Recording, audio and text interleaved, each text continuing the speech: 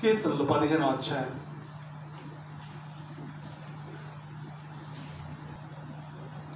మొదటి 5 వచనాలు మనం మార్చి చదువుకుందాం. యెహోవా నీ గుడారములో అతిథిగా ఉండదగిన వాడెవడు? నీ పరిశుద్ధ పర్వతం మీద నివసింపదగిన వాడెవడు? యథార్థమైన ప్రవర్తన కలిగి నీతిని అనుసరించి హృదయపూర్వకంగా నిజం పలుకువాడు.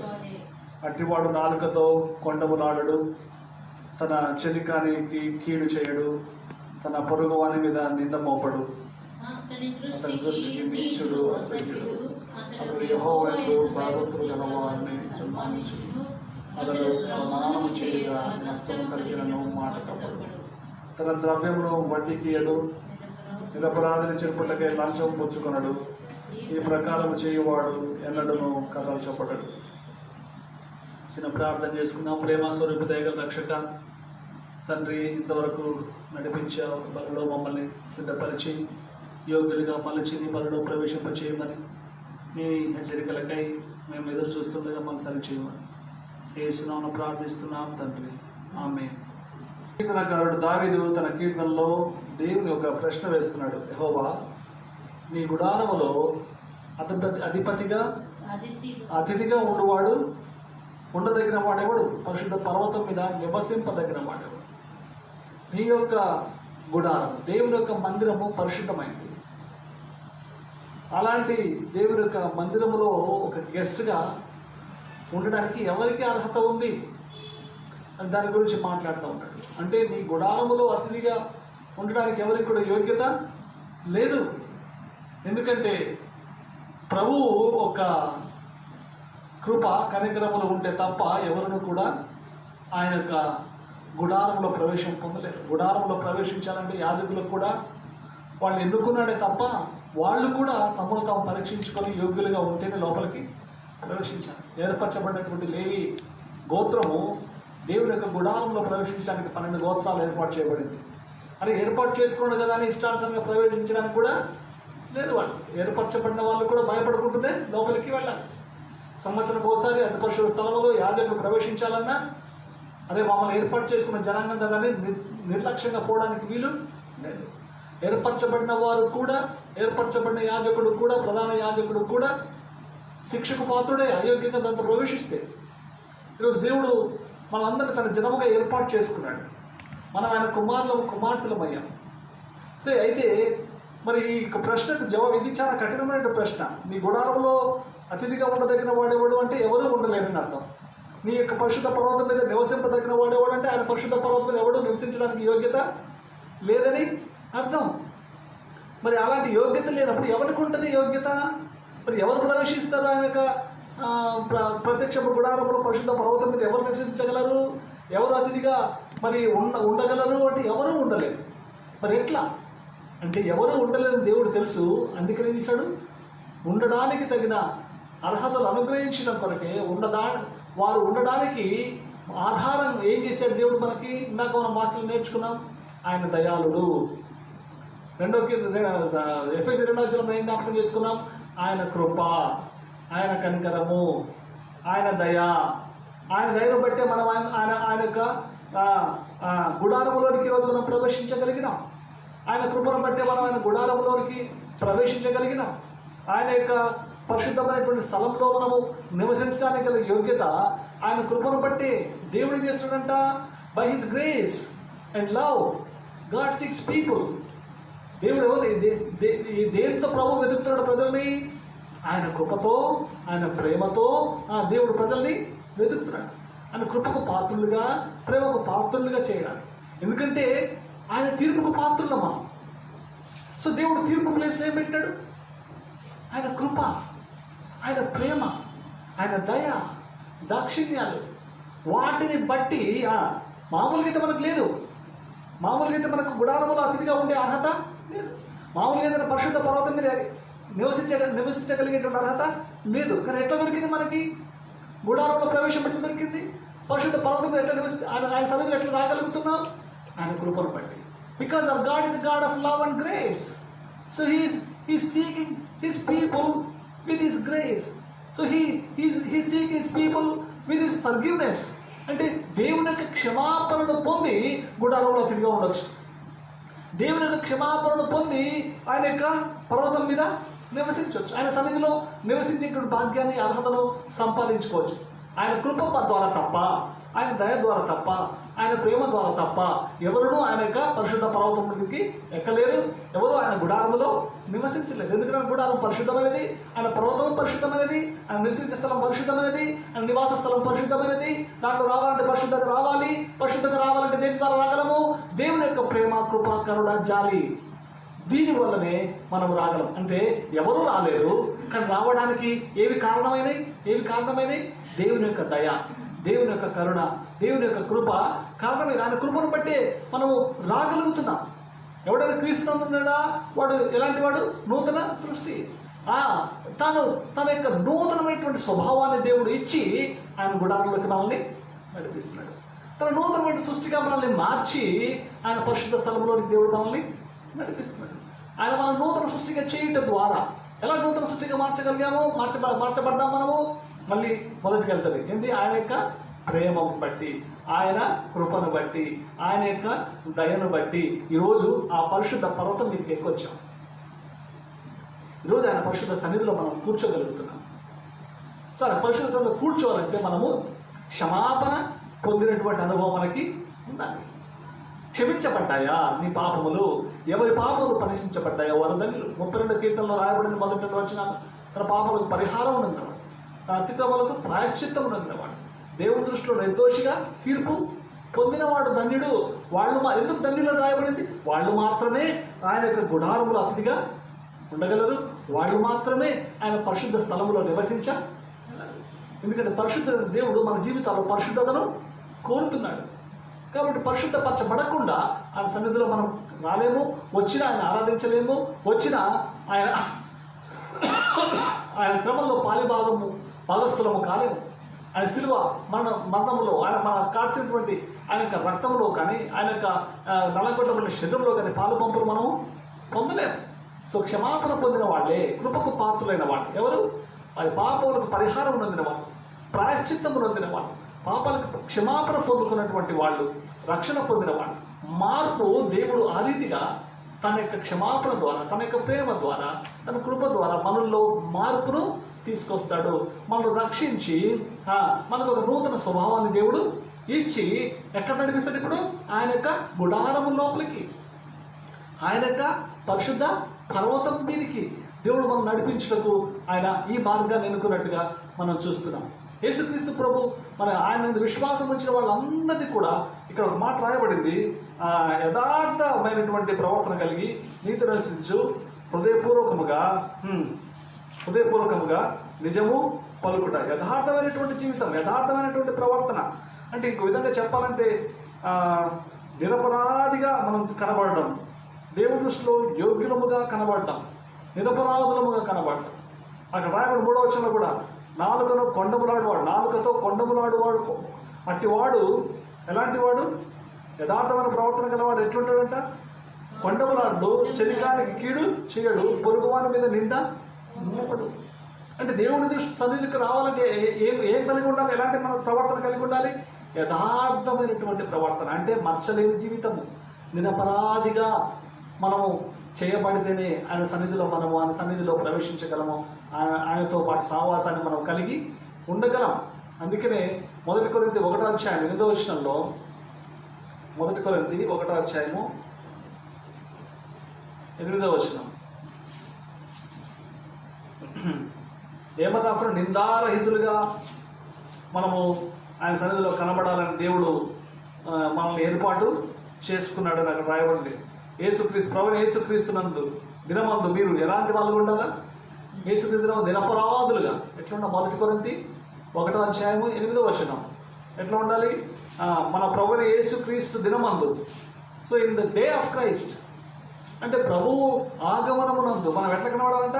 నిరపరాధులై ఉండినట్లు అంతం వరకు ఆయన మనల్ని ఏం చేస్తారంటే మిమ్మల్ని స్థిరపరచును. సో ప్రభు మనల్ని నిరపరాధులు ఉండడానికి మనల్ని స్థిరపరుస్తూ ఉన్నాడు. ప్రభు దినం రాబోతుంది. ఆ దినం ఎట్లా కనపడాలి? మనము నిరపరాధులుగా దేవుని సన్నిధిలో ఉండేటువంటి మనము ఆయన దృష్టిలో యథార్థ ప్రవర్తన అంటే అర్థం ఏంటి? మోసము లేని జీవితము, మచ్చలేని జీవితము, యథార్థమైనటువంటి జీవితము కలిగిన వారుగా ఆయన సన్నిధిలో మనము కనపడాలి. ఫిలిప్పీలకు రాసిన పత్రిక 2వ అధ్యాయంలో, ఫిలిప్పి 2వ అధ్యాయం చూడండి 14వ వచనంలో, ఫిలిప్పి 2వ అధ్యాయము 14-15 వచనాలు చూసినట్లయితే ఎక్కడ నివసిస్తున్నాం మనము? మూర్ఖమైన వక్ర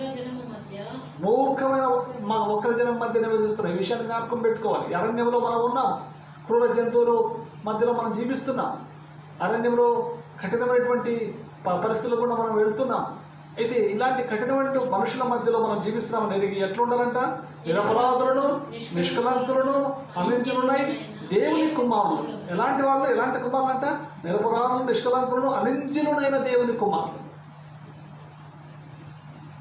అంటే సన్స్ ఆఫ్ గాడ్, దేవుని కుమారులుగా పిలువబడే వాళ్ళు ఎట్లుండాలంట? నిరపరాధులు, నిష్కలంకులు, అనింద్యులు. అంటే ఎలాంటి నింద మన మీద లేని వారముగా మనం జీవించాలి. నిరపరాధులుగా ఉండాలి, నిష్కలంకులుగా ఉండాలి. ఎందుకంటే ఆ నిష్కలంకులుగా దేవుని కుమారులు అన్నట్టు సనగులను సంశయంలో మాని సమస్త కార్యమును చేయండి. ప్రతి పని ఎట్లా చేయాలా? సనగకుండా, డౌట్ లేకుండా ప్రభు పనులు మనం ముందుకు సాగాలి. అంటే నీకు డౌట్ పుట్టించేటువంటి కఠిన పరిస్థితులు నీకు ఎదురైతే, అవును నేను చేస్తుంది కరెక్టా, నువ్వు కరెక్ట్ చేస్తున్నా కరెక్టా అనే ప్రశ్న వస్తుంది నీకు కదా. ఎందుకంటే ఈ వక్ర జనం మధ్య నువ్వు నిరపరాధిగా జీవించడం అనేది ఒక సవాలు. మూర్ఖమైన వక్ర జనం మధ్య నువ్వు నిష్కలంకురాలుగా జీవించడం ఒక సవాలు. ఈ మూర్ఖమైన వక్ర జనం మధ్య నువ్వు అనింద్యుడిగా జీవించడం, దేవుని కుమారుడైన అనింద్యుడు, దేవుని కుమారుడుగా ఒక అనింద్యుడిగా, నిరపరాధిగా, నిష్కలంకుడిగా జీవించడం ఒక సవాలు. సో దేవుడు ఏం కోరుతున్నాడు? ఆయన బలం సమీపించకముందు నా జీవితంలో దేవుడు ఎలాంటి స్థితిని కోరుకుంటున్నాడు చెప్పండి. మనం అనింద్యులమా? నిష్కలంకులంగా ఉన్నామా? నిరపరాధులంగా ఉన్నామా? ఏదైనా అపరాధం ఉందా? దేవుని దృష్టిలో ఏదైనా మచ్చ ఉందా? బ్లేమ్ ఉందా మన మీద? స్పాట్స్ ఏమైనా కనబడుతున్నాయి? Are we appear blameless in the presence of God? దేవుని దృష్టిలో మనము, దేవుని సన్నిధిలో మనము అనింద్యులముగా కనబడుతున్నామా? ఏదైనా నింద మన మీద దేవుడు మోపుతున్నాడు. మనం ఏదైనా నింద మోపడానికి ఆస్కారం కనపడుతుందని ఏం చేయాలి? ఇప్పుడు వదిలిపెట్టాలి. ఇప్పుడైనా సరే అవకాశం దేవుడు దొరుకుతుంది. బల్లకు ముందు కూడా దేవుడు మళ్ళీ అవకాశం ఇస్తున్నాడు. నువ్వు నిష్కలంకుడిగా అవడానికి, నువ్వు నిరపరాధిగా అవడానికి, నువ్వు అనింద్యుడవై ఆయన బలలో ప్రవేశించడానికి, అనింద్యుడైన దేవుని కుమారుడుగా, కుమార్తెగా ఆయన బలలో ప్రవేశించడానికి దేవుడు ఇప్పటికీ నీకు ఒక అవకాశాన్ని ఇస్తున్నాడు. దీన్ని నువ్వు సద్వినియోగం చేసుకోవాలి. 2 పేతురు 3వ అధ్యాయం 14వ వచనంలో కూడా, 2 పేతురు 3వ అధ్యాయము 14వ వచనంలో కూడా మనం ఈ రీతిగా నిరపరాధులుగా మనం ఉండాలని మరి పేతురు ఆశపడుతున్నాడు. చూడండి 2 పేతురు 3వ అధ్యాయం 5వ అధ్యాయం 17వ వచనం. మీ గురించి ఆయన చింతిస్తున్నాడు కాబట్టి ఏం చేయండి? మీ చింత యావత్తు 2 కొరింథీ 5:17 కదా. మనం కొత్త సృష్టిగా 2 పేతురు 3:14, 2 పేతురు 3:14, 2 పేతురు 3:14. మీరు మంచి విషయంలో ఆసక్తి గలవారైతే మీకు హాని చేయవాడెవడు? ఎవరు మనకు హాని చేస్తారు? ఆయన దృష్టికి మనం ఎలా ఉండాలి? నిష్కలంకులుగాను, నిందా రహితులుగాను కనపడినట్లుగా జాగ్రత్త పడుడి. పేతురు రాస్తూ అంటున్నాడు. ఏమంటున్నాడు పేతురు రాస్తూ? సీమోను పేతురు విశ్వాసులందరికీ కూడా రాస్తూ ఈ పత్రిక ఏమని చెప్తున్నాడు చెప్పండి? ఏమని చెప్తున్నాడు? మంచి పనులు చేయండి, వీటి కొరకు మీరు కనిపెట్టుకొని ఉండండి, మీరు శాంతము గలవారే ఉండండి. ఆయన దృష్టికి నిష్కలంకులుగాను, నిందారహితులుగాను కనపడినట్లు మీరు జాగ్రత్త పడండి. 3వ అధ్యాయం 14వ వచనం అన్నమాట స్పష్టంగా రాయబడింది. మనం ఏ విషయంలో జాగ్రత్త పడాలి? ఈ మూర్ఖమైన వక్రజనం మధ్య జీవిస్తున్న మనము నిందారహితులుగా ఉండినట్లు, నిష్కలంకులుగా ఉండినట్లు జాగ్రత్త పడాలి. విశ్వాస జీవితం అనేటువంటిది చాలా జాగ్రత్తగా నడవాలి. ఒకవేళ ఎక్కడైనా తెలియకుండా పొరపాటు జరిగితే మనం పరీక్ష చేసుకున్నప్పుడు ఏదైనా బయటపడితే వెంటనే దాన్ని సరి చేసుకోవాలి. నువ్వు నిందారహితుడువా? యేసు నామమును బట్టి నిందారహితుడి సంతోషమే. యేసు బిడ్డగా, కుమారుడుగా పిలువబడుతూ కూడా నువ్వు ఈ భూమి మీద మరి చేయకూడని తప్పు చేసి దేవునికి వ్యతిరేకంగా పనిచేసి నిందారహితుడు నిందితుడు అయితే సరి చేసుకోవాల్సిన అవసరం ఉంది. ఇప్పుడు నిన్ను దేవునికి అప్పగించుకో. దేవుని దృష్టిలో మరి బ్లేమ్లెస్గా ఉండాలి. ఎఫ్ఎస్సి 4వ అధ్యాయంలో కూడా చూడండి. ఎఫ్ఎస్సి 4వ అధ్యాయం 15వ వచనము. ఎఫ్ఎస్సి 4వ అధ్యాయము 15వ వచనం. దేవుని దృష్టికి మనం ఎలా జీవించాలి? 4వ అధ్యాయం 15వ వచనం ఏమని రాయబడి ఉంది? ఇప్పుడు చెప్పుకున్నట్టు ఎట్లా ఉండాలి? కీర్తనకారుడు ఏమంటున్నాడు? సత్యమును చెప్పేటువంటి వారిగా మనం ఉండాలి. సత్యం పలికేటువంటి వారిగా ఉండాలి. కానీ అసత్యమును పలికే వారికి ఉండకూడదు. మన నోట్లో అబద్ధాలు సులభంగా రావడానికి వీలు లేదు. మనం ఇక మీద పసిపిల్లలాగా ఉండకూడదు.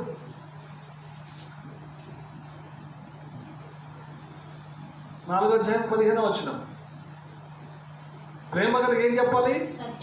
ఎలా ఉండాలి? క్రీస్తు వలె సత్యము చెప్పాలి, క్రీస్తు వలె ఉండదు. మనం అన్ని విషయంలో ఎదగాలి.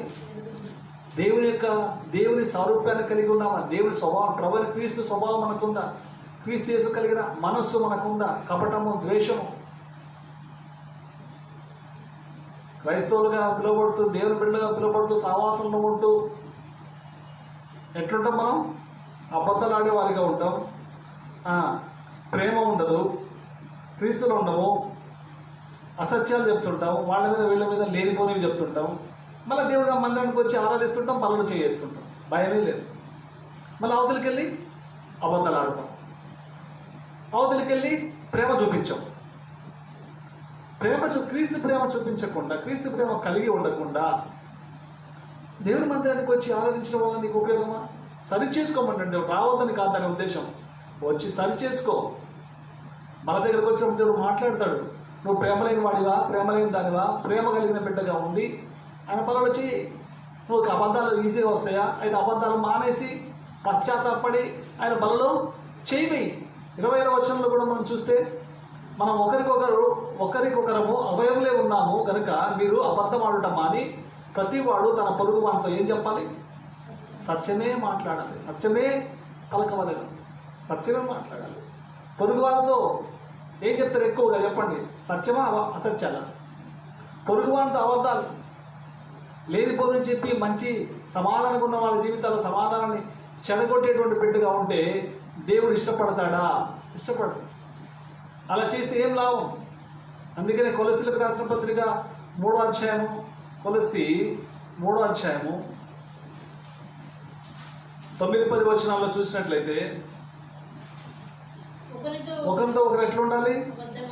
అబద్ధం ఆడకుడి. ఏలైనగా ప్రాచీన స్వభావమును దాని క్రియలతో కూడా మీరు ఏం చేసినారు? విడిచిపెట్టేశారు, డివోర్స్ ఇచ్చేశారు. దానికి పరిత్యజించి జ్ఞానము కలుగు నిమిత్తము దాన్ని సృష్టించిన వారి పోలిక చొప్పున నూతన పరచబడుచున్న నవీన స్వభావమును మీరు ధరించుకొని ఉన్నారు. ఏంటి? ప్రాచీన స్వభావం పోయిందా? నవీన స్వభావం వచ్చిందా? అబద్ధాలు ఆడే మనసు పోయిందా? అలాంటి పాత బుద్ధులు ఏమైనా ఉన్నాయా? పోయినాయా? పాత స్వభావం కలిగి దేవుని పనులు చేయొచ్చా?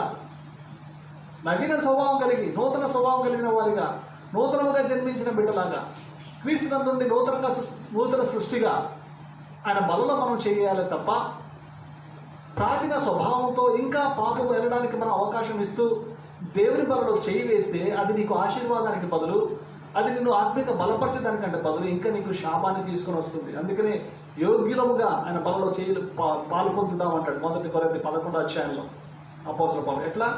అయోగ్యులముగా కాదు, యోగ్యులముగా. యోగ్యులెవరు? ప్రాచీన స్వభావాన్ని విడిచిపెట్టిన వాళ్ళు, యథార్థముగా ప్రవర్తించేటువంటి వాళ్ళు యోగ్యులు. మరి ఆ యోగ్య జీవితం లేకుండా, మనం భయం లేకుండా దేవుని యొక్క బలలో చేయేస్తే చాలా ప్రమాదకరము. We are in great danger. దేవుడు మనలో నిందులుగా, అపరాధులుగా,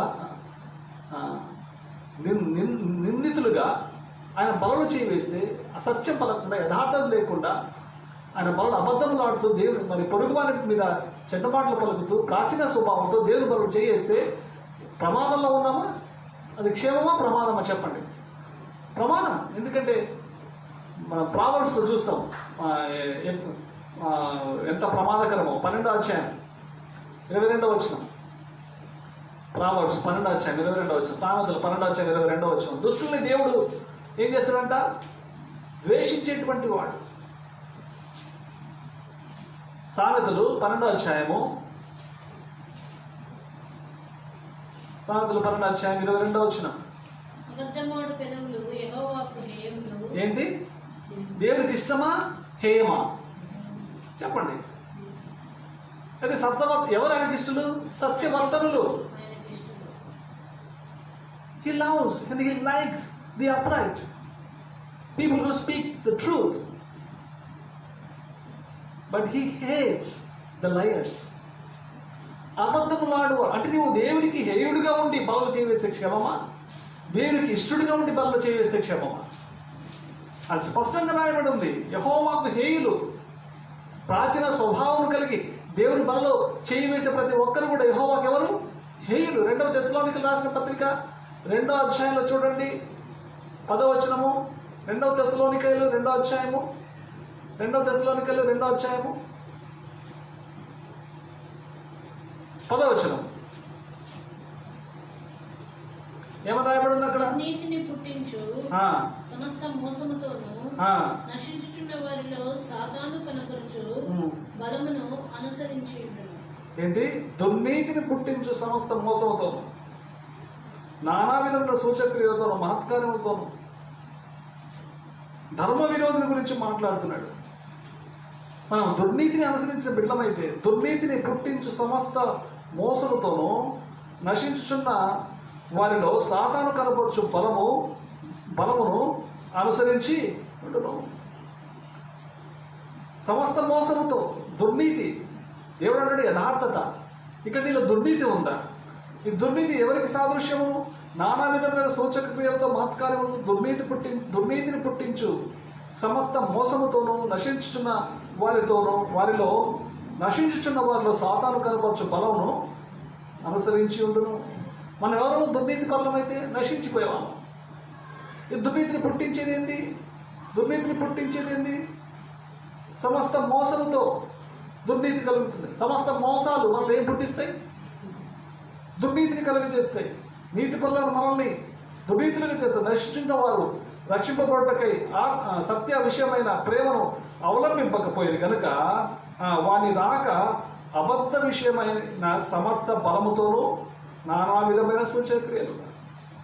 ధర్మ విరోధి ఒకడు బయలుపరచబడుచున్నాడు. వాడు ఏం చేస్తున్నాడంట? ప్రేమను అవలంబింపకపోయేటట్లుగా మనుషుల్ని చేస్తున్నాడు. సత్య విషయమైన ప్రేమను అనుసరించకుండా మనుషుల్ని దారి తప్పిస్తున్నాడు. అబద్ధ విషయమైన సమస్త బలము వానిలో ఉంది. అబద్ధములు ఆడినప్పుడు మనం ఎవరము? యోహాను సువార్త 8:44 ప్రకారము అబద్ధమునకు జనకుడు సాతాను. అంటే ఒక విధంగా చెప్పాలి, మనము సాతాను యొక్క పిల్లలం. ఇందాక మనం ఏం నేర్చుకున్నాం? దేవుని పిల్లలు గురించి నేర్చుకున్నాం. దేవుని పిల్లలు ఎలా ఉండాలో మనం నేర్చుకున్నాం. దేవుని పిల్లలు సత్యం పలకాలి. మూర్ఖులైనటువంటి వక్రజనం మధ్య మనం జీవిస్తున్నాం. వారి మధ్యలో మనం ఎవరి నిందారహితులుగా నిష్కలంకులుగా మనం ఉండాలి. దేవుని కుమారులైనటువంటి పిల్లలుగా ఉండాలి. కానీ అబద్ధములాడిన దేవుని కుమారులైన పిల్లల, అబద్ధములకు జనకుడైన సాతాను పిల్లల. యేసుక్రీస్తు ప్రభు అందుకే యోహాను సువార్త 8:44 చెప్పినాడు, మీరు అబద్ధమునకు జనకుడైన వారి పిల్లలు అన్నారు. మీరు అపవాది పిల్లలు అన్నారు. లేదు మీరు దేవుని పిల్లమని చెప్పి అబద్ధం ఆడితే ఎవరి పిల్లలు? ఇప్పుడు యథార్థం లేకుండా జీవిస్తే ఎవరి పిల్లలు? నిందారహితులుగా ఉన్నామా? నిందితులమైనమా? నిష్కలంకులుగా ఉన్నామా? కళంకము కలిగిన వారమైనా? నిరపరాధులుగా ఉన్నామా? అపరాధులుగా ఉన్నామా? అపరాధులైతే అపవాది పిల్లలం. అపవాది పిల్లలమై ఉండి దేవుని బలలో చెయ్యి వేయగలమా? అపరాధి పిల్లలమై ఉండి దేవుని బలలో చెయ్యి వేయగలం. రెవల్యూషన్ ప్రకటన 21:8 చూడండి. ప్రకటన 21:8 ప్రకటనలో 21:8 పిరికివారు అబద్ధములాడు వారందరూ ఎవరెవరు అగ్ని గంధకపు గుండంలో పడవేయబడతారు అక్కడ లిస్టు రాసి ఉంది. ఆ లిస్టు పిరికివారును, అవిశ్వాసులను, అసహ్యులను, నరహంతకులను, వ్యభిచారులను, మాంత్రికులను, విగ్రహారాధికులను,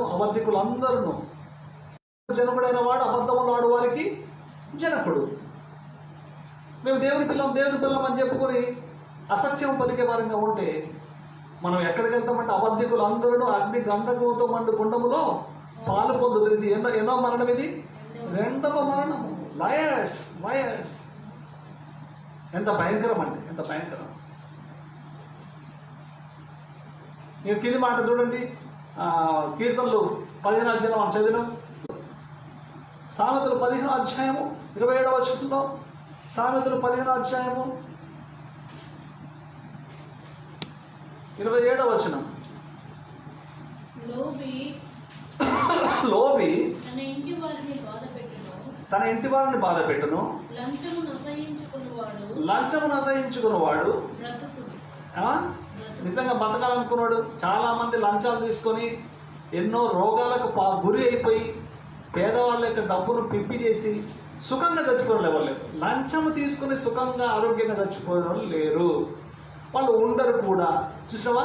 అంత మాత్రం కాదు, నువ్వు చచ్చిపోకూడదు, నువ్వు సుఖంగా చచ్చిపోవు, నీ కుటుంబీకులను కూడా శాపగ్రస్తులు చేస్తావు, నీ పిల్లలు కూడా శాపగ్రస్తులు అవుతారు. నువ్వు చేసే ఒక్క తప్పు, నువ్వు ఒక్కడు తీసుకునే లంచానికి నువ్వు నాశనం అయ్యేది కాకుండా నీ కుటుంబాన్ని అంతా కూడా నాశనం చేస్తున్నావు.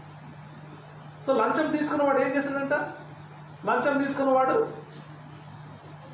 చదవండి 27వ వచనం, 15:27. లోబి తన ఇంటి వారిని బాధ పెట్టును, లంచము నసహించుకున్నవాడు బ్రతుకును. అంటే అర్థం ఏంటి? లంచము తీసుకుంటే చస్తావురా అని అర్థం. అంటే శాపగ్రస్తుడు అవుతావు, నువ్వు దారుణమైన చావు చేస్తావు, నీ కుటుంబము కూడా ఏదో ఒక పేదరికానికి వాళ్ళని అప్పగిస్తావు. లక్షలు కోట్లు కూడా సంపాదించుకోవాలనుకుంటు నువ్వు అనుభవించవు, నీ పిల్లలు అనుభవించరు వాటిని. లంచం తీసుకున్నవాడు కుటుంబానికి మేలు చేయడు, లంచం తీసుకున్నవాడు ఎక్కువ కాలం బ్రతకడు. ఇద్దరు ఎక్కువ కాలం బ్రతకరు. ఎవరు తెలుసా? తల్లిదండ్రులను అవమానపరిచేవాళ్ళు, తల్లిదండ్రులను సన్మానించకుండా తల్లిదండ్రులకు కడుపులో బాధ పెట్టే వాళ్ళు త్వరగా చేస్తారు. దీర్ఘాయువు ఇస్తానన్నాడు అంటే నీ తల్లి నువ్వు దీర్ఘాయుష్మంతుడు ఉన్నట్లు నీ తల్లిని తండ్రి సన్మానించమని చెప్పిన దేవుడే ఎవరైతే తల్లిదండ్రులు సన్మానించారో వాళ్ళ ఆయుష్ తగ్గిపోతుంది. నెంబర్ 1. ఇంకోటి, లంచం పుచ్చుకున్నాడు కూడా ఎక్కువ కాలం బతకడు. వాడు బతికిన చివరి దినాలు చాలా రోగశయ్య మీద ఎక్కి వాడు ప్రాణాలు వదులుతాడు. సో లంచము నువ్వు బతకవు, నీ కుటుంబము నాశనం అవుతుంది. కాబట్టి నీ జీవితంలో దేవుని పనులు చేయవేస్తుంది. చాలామంది క్రైస్తవులు, చాలామంది మంచి ఉద్యోగాలు చేసేవాళ్ళు ఆఫీసులలో లంచం తీసుకొని వచ్చి ఆ లంచాన్ని దేవుని మందిరంలో వేస్తారు. ఎక్కడేస్తారు? దేవుని యొక్క ఆఫరింగ్ బాక్స్లో వేస్తారు, చందా పెట్టలో వేస్తారు లంచాన్ని తీసుకొచ్చి. నువ్వు అనుకుంటున్నావు నేను చందా పెట్టలో డబ్బులు వేసిన దేవుడు సంతోషపడుతున్నావు, కానీ ఆ డబ్బు యథార్థంగా సంపాదించిందా లేదా లంచం డబ్బా? అంటే నువ్వు శాపగ్రస్తులు అవుతున్నావు, నువ్వు ఆ డబ్బు వేసినా నీకు శాపమే. దేవుని మందిరాలు కట్టడానికి లంచం డబ్బులు ఇస్తారు చాలామంది. ఆ లంచం డబ్బులు నువ్వు ఇచ్చినా నీకు శాపమే. నువ్వు యథార్థంగా సంపాదించిన దాంట్లో ఇవ్వు, అప్పుడు నీకు ఆశీర్వాదం. లంచం తీసుకున్న డబ్బు అది ఊరికి వచ్చింది కదా, అందుకని దేవుని పనులకు దారుణంగా ఇవ్వడానికి ప్రయత్నం చేస్తారు. నువ్వు ఇచ్చి నాశనం అయిపోతావు. లంచం తీసుకొని శాపగ్రస్తుడివేనావు, ఇచ్చినా కూడా శాపగ్రస్తుడివే. నువ్వు న్యాయంగా జీవించు, యథార్థవంతుడిగా జీవించు. దేవుని పనులు చేయడానికి వస్తున్న నీవు మందిరానికి వెళ్ళి ఎన్నిసార్లు నీ లంచం డబ్బు దేవునికి దారుణంగా 1,00,000 రూపాయలు, 2 లక్షలు, 3 లక్షలు, 10 లక్షలు వేస్తున్నాను మురిసిపోయినావా? ఆ డబ్బు శపితమైనటువంటి డబ్బు. ఆ శపితమైన డబ్బు ఏమైంది? నాదాబు అబీహులు ఏం చేశారు? అపవిత్రమైనటువంటి అగ్ని తీసుకొచ్చి దేవుని యొక్క బలిపీఠం దగ్గర తీసుకొస్తే ఏమైంది? కాలిపోయిన. దేవుని యొక్క అర్పణలో అపవిత్రమైంది కూడా ఉండకూడదు. నువ్వు యథార్థవంతుడిగా ఉండాలి, నీ అర్పణ కూడా యథార్థమైంది ఉండాలి. అపవిత్రమైన అగ్ని, అన్ని అగ్నిని తీసుకొచ్చి అర్పణ దగ్గర బలిపీఠం తీసుకొస్తే ఏమైంది? దేవుడు వాళ్ళు అక్కడిని చంపేసినాడు. అరే మన ఆరోను కుమారులు కదా, బతికిద్దాములే, యాజకుని కుమారుడు కదా, ఏమైనా కనికరపడ్డా? దేవుడు పరిశుద్ధ పర్వతం మీద ఎక్కదగిన వాడేవాడు, అతిథిగా ఉండదగిన వాడేవాడు, ఆయన పరిశుద్ధ పర్వతం నివసించగలిగే వాడేవాడు. ఆయన గుడారంలో అతిథిగా ఉండదగిన వాడేవాడు, యథార్థంగా ఉండినవాడు, యథార్థంగా బ్రతికేవాడు, అసత్యం పలకకుండా నిరపరాధులుగా, నిష్కలాంకులుగా, నిర్దోషులుగా దేవుని దృష్టిలో ఉంటూ ఎప్పటికప్పుడు తమ్ముడు తాము కడుక్కొని యోగ్యులుగా దేవుని సన్నిధిలో కనబడాలని ప్రయత్నం చేస్తున్న బిడ్డలే బలలో చేయాలి. అంతేగాని నేను బాగా డబ్బులు ఇస్తున్నా, అపవిత్రపు డబ్బు తీసుకొచ్చి, లంచము డబ్బు తీసుకొచ్చి దేవుని యొక్క ఇంటికి ఇస్తున్నానని మురిసిపోతే అది నీకు నాశనాన్ని, శాపాన్ని తీసుకొస్తుంది. యెషయా 5వ అధ్యాయం చదువుదాం. యెషయా 5వ అధ్యాయము 22-23 వచనాలు. యెషయా 5వ అధ్యాయం 22-23 వచనాలు. రాక్షసు తాగుట్లో ప్రఖ్యాతి నొందిన వారికి మద్యము కలుపుటలో తెగువ గల వారికి శ్రమ. ఏంటి? వారు లంచం పుచ్చుకొని దుష్టుడు నీతిమంతుడని తీర్పు తీర్చుదురు. నీతిమంతుల నీతిని దుర్నీతిగా కనబడ చేయుదురు. వాళ్ళకి ఇది క్షేమమా, శ్రమనా? ఎంతమంది డబ్బు తీసుకుని, డబ్బు కక్కుర్తి పడి మంచి వారి మీద చెడ్డ సాక్షి, అబద్ధ సాక్ష్యం చెప్పిన వాళ్ళు ఎంతమంది ఉన్నారు? 4 డబ్బులు పడేస్తే చాలు, మంచోడిని చెడ్డోడని కోర్టులో నిలబడి, వాడు హత్య చేయకపోయినా వాడే హత్య చేసినట్టు కోర్టులో నిలబడి అబద్ధ సాక్ష్యం చెప్పేవాళ్ళు చాలా మంది ఉన్నారు. సహోదరుడు, అప్పటికప్పుడు నువ్వు గెలిచొచ్చు, ఆ తాత్కాలికమైన డబ్బుకు ఆశపడి నువ్వు అప్పటికప్పుడు చెప్పొచ్చు, కానీ నువ్వు శాపాన్ని కూర్చుకుంటున్నావు. నీ అంతం మంచిగా ఉండదు, నీ కుటుంబం పాడైపోతుంది, నువ్వు పాడవుతావు, నీ కుటుంబము పాడై. నువ్వు చేసిన ఒక్క తప్పుకు శిక్ష నీ కుటుంబం మీదకి అంతటికి వస్తుంది. నీ జాగ్రత్త. నువ్వు బ్రతకవు, అబద్ధములు ఆడినా బ్రతకవు, అబద్ధ సాక్ష్యం చెప్పినా బ్రతకవు, లంచము తీసుకున్న బ్రతకవు, లంచము తీసుకున్న అబద్ధ సాక్ష్యం చెప్పినా. దేవునికి ఆయాసకరమైంది దేవుని మందిరానికి వస్తున్న నీ జీవితంలో ఇలాంటి దేవునికి అసహ్యమైనటువంటి, దేవునికి ఇష్టము కానివి నీలో ఉండి బలలో చేయి వేయడానికి ధైర్యంగా ముందుకు వస్తున్నావా? జాగ్రత్త సమయం. చివరి మాట బాగుంది. 15వ అధ్యాయంలో చివరి మాట, నీతిమంతులు కదల్చబడరు అని రాయబడింది. ఉందా మాట? చూడండి 15వ అధ్యాయము. తన ద్రవ్యము వడ్డీకి నిరపరాధిని చెరుపుటకై లంచం పుచ్చుకోడు నీతిమంతుడు. ఈ ప్రకారం చేయవాడు. సో ఇలాగనే ఉంటే వాళ్ళు ఎట్లుంటారు? ఎన్నడను కదల్చబడరు. చూసాను, యథార్థంగా ఉంటే దేవుని దృష్టిలో ఆయన కృపకు నువ్వు పాత్రుడవై, దేవుని దృష్టిలో నిందారహితుడిగా, నిష్కలంకుడిగా ఈ వక్రజనం మధ్యలో నీ సాక్ష్యాన్ని కాపాడుకొని నువ్వు నిష్కలంకుడిగా ఉండడానికి జాగ్రత్త పడితే, నువ్వు లంచం పుచ్చుకోకుండా దేవుని దృష్టిలో పరిశుద్ధుడిగా కనబడితే, నీతి మంతుడిగా నువ్వు దేవుని దృష్టిలో కనబడితే, ఆఖరికి ఉండేటువంటి రివార్డ్ ఏంటి తెలుసా? నీవును నీ కుటుంబమును తరతరములు స్థిరపరచబడతాయి. కదల్చబడరు అంటే అర్థం ఏంటి? స్థిరపరచబడతారు. నువ్వు అనుకుంటున్నావా లక్షల లంచం తీసుకుంటా, నేను నా కుటుంబం కాకుండా నా పిల్లలు కూడా బతకడానికి సరిపోయినంత డబ్బు సంపాదించిన? సహోదరుడా, నువ్వు ఉండవు, నీ డబ్బు ఉండదు. ఆ డబ్బు వల్ల ఇంకా కుటుంబంలో అశాంతి వస్తుంది, కానీ శాంతి ఉండదు. ఎందుకంటే ఆ డబ్బు అన్యాయంగా సంపాదించింది.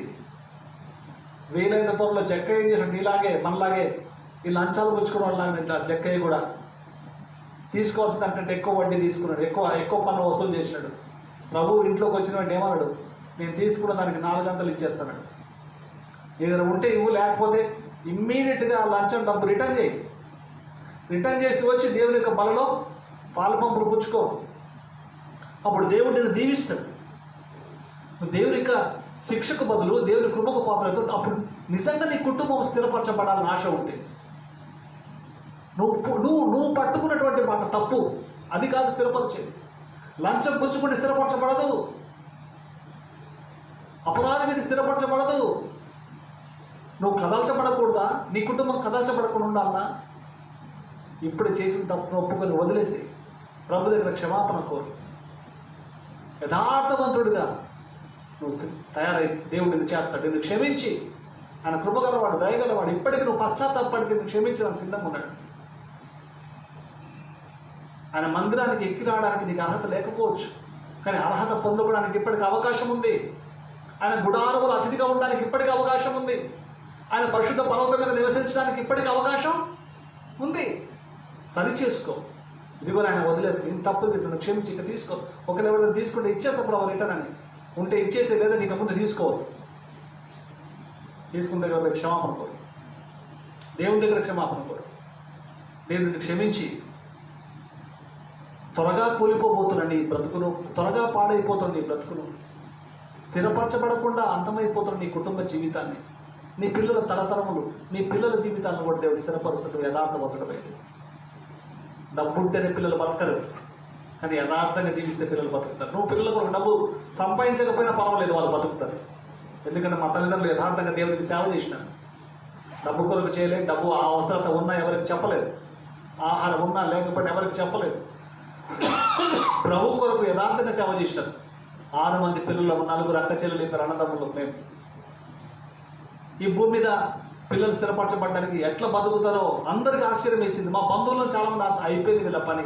మా నాన్న చనిపోయిన వెంటనే అనుకున్నారు అయిపోయింది, వాళ్ళ అమ్మకి కళ్ళు పోయినాయి, వాళ్ళ నాన్న ప్రభునందు నిద్రించాడు సేవ చేసి, ఆపరేషన్లో ఐ ఫెయిల్ అయింది, తను ఇటు వెళ్ళలేదు, ఇక ఈ పిల్లలందరూ ఆగమైపోతారు అనుకున్నారు. కానీ వాళ్ళ యథార్థవంతమైనటువంటి జీవితం, అందరి పిల్లల పెళ్లిళ్ళు జరిగినాయి, అందరూ కుటుంబీకులైనారు. అవివేకంగా ప్రవర్తించడం వలన వారు తమ కుటుంబంలో ఎవరైనా నష్టం తెచ్చుకుంటారు, కానీ దేవుడు కుటుంబాల్లో నష్టం కలిగించలేదు. అందరికీ సంతానం ఏర్పడింది, అందరూ కుటుంబీకులైనారు. దాదాపుగా మ్యాక్సిమం అందరూ దేవుడి పరిచయంలో ఉంటారు. డబ్బు బతికించిందా ఈరోజు? లేదా మా తల్లిదండ్రులకు యథార్థమైనటువంటి జీవితం మమ్మల్ని బతికించిందా? ఈరోజు నీ పిల్లలు బతకాలంటే కూడా, వాళ్ళ భవిష్యత్తు స్థిరపరచబడాలంటే నీ చేతిలో ఉంది. నువ్వు దేవుని దృష్టిలో యథార్థవంతుడు అయితే నువ్వు స్థిరపరచబడతావు, నీ కుటుంబం స్థిరపరచబడుతుంది. అంతేగాని యథార్థత పోగొట్టుకుని అవినీతికి పాల్పడి దేవునికి ఆయాసకరమైన పనులు చేస్తూ దేవుడి చేత అసహింపబడిన స్థితిలో నువ్వు నిలబడి నా కుటుంబం నిలబెట్టుకుంటా అంటే మాత్రం నీ వల్ల కాదు. కుటుంబాలు నిలబెట్టేది, స్థిరపరిచేది ఆయన ఒక్కడే. ఆయనకి ఇష్టడుగా నువ్వు మలచబడితే నీ కుటుంబం స్థిరపరచబడుతుంది. సరి చేసుకొని ఆయన బలలో యథార్థవంతులుగా ఆయన బలలో పాలుబంపులు పుచ్చుకున్నారు. ప్రార్థన చేస్తాను.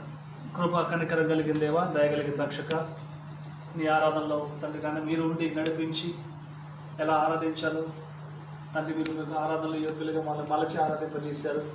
యోగ్యులుగా మలచి నీ పనుల్లో పాల్గొని పుచ్చుకోజేశారు. ఈ లోకంలో తండ్రి మేము నిజముగా నీ కృప ఎల్లప్పుడూ నిలిచే నీ కృపకు మేము పాత్రలను ఉన్నట్లుగా ప్రతిదినము ఈ ఒక్కరి జనం మధ్య నిర్దోషులుగా, నిష్కలంకులుగా, నిరపరాధులుగా మేము కనపడినట్లు తండ్రి వారి పేతురు చెప్పినట్టు 4 అధ్యాయాలు సెలవిచ్చినట్లు మొదటి పేతురులో మేము జాగ్రత్తగా చూసుకుంటూ సహాయం చేయండి.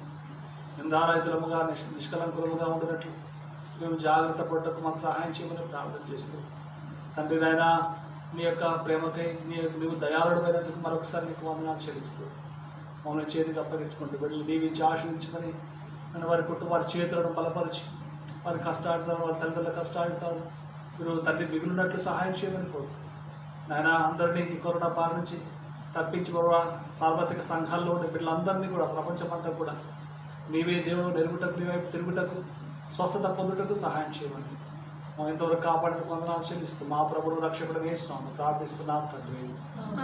పరమ తండ్రి దేవుని ప్రేమ, ప్రభువైన యేసుక్రీస్తు కృప, పరిశుద్ధాత్మ అన్యోన్య ప్రేమ సహవాసం ఇప్పుడు సదాకాలం మనకు అందరికీ తోడై ఉండి మరి ఆయన దయాళుత్వమునకు మరి పాతలో ఉన్నట్లు ఈ లోకంలో కదలకుండా స్థిరపరచబడినట్లుగా మనందరినీ బలపరచునుగాక. ఆమేన్, ఆమేన్.